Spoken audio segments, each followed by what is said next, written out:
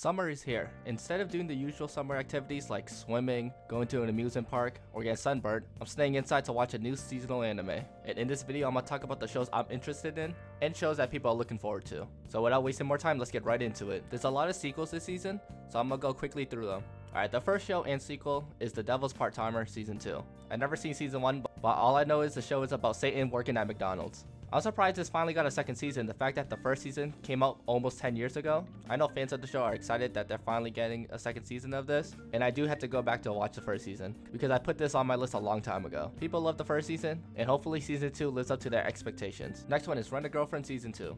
Yes, the return of sipping over a girl you paid to spend time with you. I watched season 1 and it was really enjoyable, and with season 2 I hope they add more character depth and give more personality to the characters. But the premise of the show is the main character Kazuya is renting a girlfriend, Chizuyu. He's faking this relationship to his grandmother and his peers around him. It should be interesting watching the two main characters continue their fake romance to fool everybody. That's it. That's all the show is. I already dislike the main character Kazuyu, so hopefully in season 2 they could change my mind about him. Next show is Overlord 4. Wow, there have been 4 seasons of Overlord already? The fact that I haven't watched this series already is pretty bad. All I know about the show is that the main character is a skeleton and he's another overpowered main character in a video game. And he has one of the biggest simps around him. Eventually, I'll watch this series. Next show is Maid in Abyss, the Golden City of the Scorching Sun. I've also have not started Maid in Abyss, but I do know the first season was pretty well liked and rated pretty highly. They do have a couple movies in between the first season and this one, but the second season, it looks like it's directly after the events of Maid in Abyss movie 3. That's pretty cool that the movie's canon and that it continues from the movie. Again, I know people are excited for the show. I haven't started it yet, but eventually I will. Next show is season 4 of Is It Wrong to Pick Up Girls in a Dungeon? And they are really just pumping out this series out. The first season of the show came out in 2015, and in the last 3 years, they pumped out 3 seasons. This is another sequel that I haven't started watching yet. This is one of those fantasy adventure shows where the character has to level up in a bunch of dungeons. This show is one of your typical fantasy adventure shows. This series is pretty popular. Maybe I'll give this series a shot one day. Well, hopefully season 4 is as good as the other seasons or even better. Alright, next show is Classroom of the Elite second season. So I actually did watch season 1 of this, and I'm super excited for the show. We finally get the second season of this. First season came out in 2017. The show is set in a school where they're broken up into different letters. They have an A, B, C, and D tier. A is the best, D is the worst, and our main character is in the D tier. The school gives them money, but they earn money by performing well on tests and different activities the school put them in. There's a lot of drama and psychological aspects of the show, and characters always have a hidden agenda. The main character is constantly getting disrespected by others for being in the lowest tier, but he is smart, strong, and always one step ahead of everyone else. And that's the type of character I like. I can't wait for the show, and hopefully it lives up to season 1. Next show is Call of the Night, and finally a show that's not a sequel. So it's a romance supernatural show with vampires. So the main character has insomnia, and he can't sleep until he's satisfied with the things he did when he was awake. He meets a weird girl who turns out to be a vampire, so she helps him spend his time during the waking hours, and then she bites him. I wonder, does he become a vampire after she bites him? I haven't heard anything about the show or the manga before this, but it should be interesting. I haven't watched a vampire anime in a while, but I do recognize the main character though. I always see her face in the manga subreddit, but I'm definitely gonna give the show a chance. Next show is When Will Ayumu Make His Move? And would it be a season without a comedy, romance, slice of life show? This is made from the same creator of Teasing Master Tayaki-san, so it's gonna be filled with a bunch of cutesy teasing romance moments, probably similar to Takagi-san.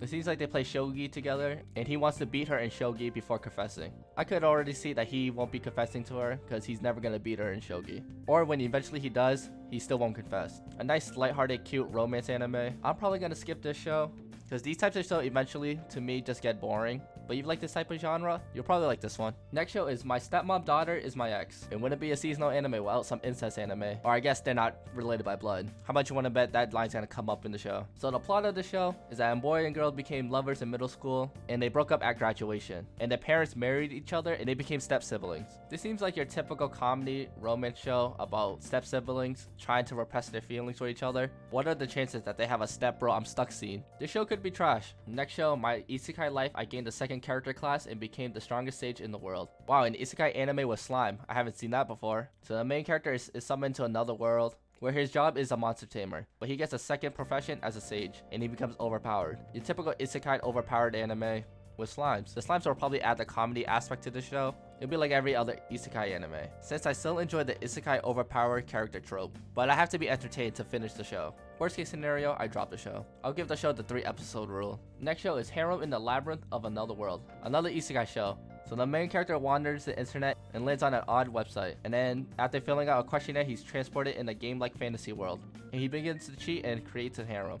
Your typical Isekai harem adventure show, and it has a tag ecchi. So it's definitely one of those shows where you shouldn't watch around your parents, or your siblings, or anybody just in general. Am I gonna watch the show? Why not? I'm definitely gonna be watching for the plot, and if it's bad, I'll just drop it. Next show is Vermeil in Gold. So the main character, Alto, is failing his summoning magic class. He finds a Gomori and draws a magic circle and summons the demon Vermeil. Vermeil attains magical energy on a daily basis, which he attains from Alto via a passionate kiss, and Leah, the childhood friend, grows envious of this relationship. It's one of those fantasy school shows where the main character is weak and gets carried by an overpowered devil. So we got an unhealthy devil's older sister relationship and a childhood friend. What more can you ask for in the show? I like shows like this. They're not necessarily the best, but entertaining at least.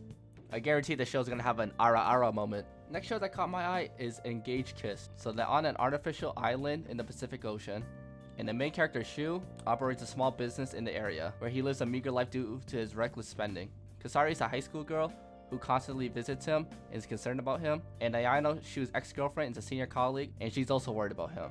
Thus begins a slapstick romance comedy of three people in a slightly unusual relationship. From that synopsis, it sounds like a comedy romance love triangle.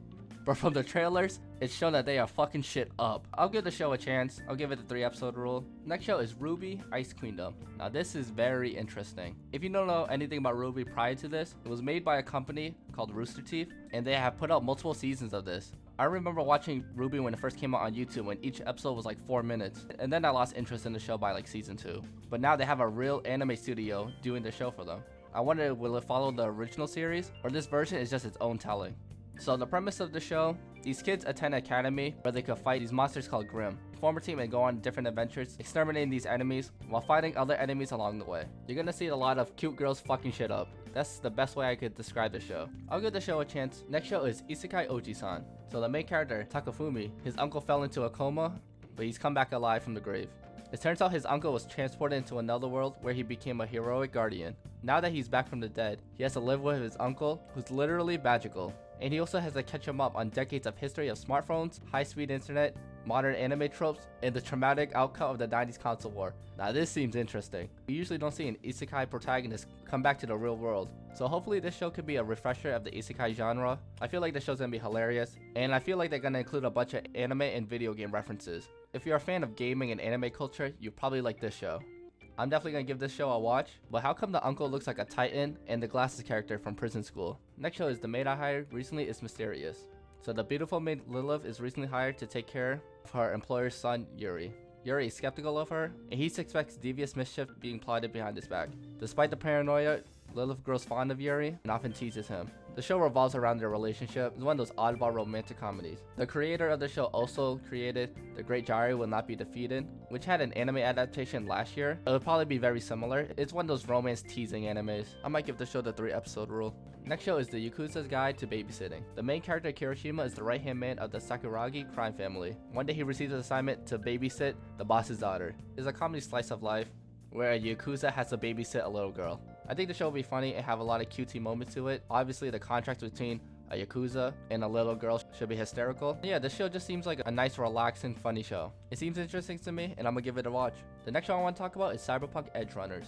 It's done by Studio Trigger and it's gonna be on Netflix. It's one of those animes funded by Netflix. It doesn't come out till September, but I still want to talk about it. I love the Cyberpunk video game, so I'm excited for this one. It's a standalone story where a street kid is trying to survive in technology and body modification obsessed city. And in order to survive, he becomes an edge runner, a mercenary outlaw. I think this show's gonna be interesting, especially with Studio Trigger, so it should look nice at least.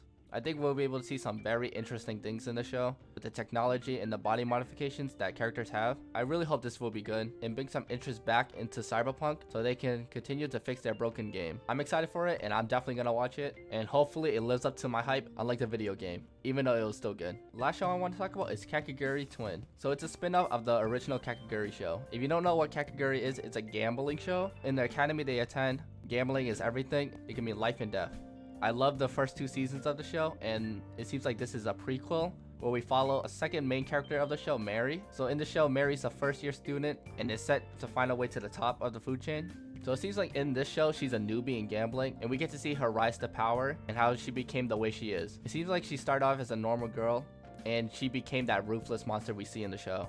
Look, I love me some more Kakegurui, and who doesn't love a good origin story? If you haven't seen Kakegurui, I highly recommend it. It's a great show. And you could probably start out with this one since it's an origin story, but if you've seen the other 2 seasons, you're definitely going to be interested in seeing the other characters' origin stories, and I'm excited for this one. And those are all the shows I want to talk about for the seasonal anime of summer 2022. So I'm not going to watch all of the shows that I talked about, but I just wanted to mention some of the more popular ones that people were looking forward to, such as the many sequels we have this season. I hope you enjoyed the video and let me know what I missed out on. What animes will you be watching this season? And what animes I didn't talk about this season that you're looking forward to? Thanks for watching, and I'll see you in the next video.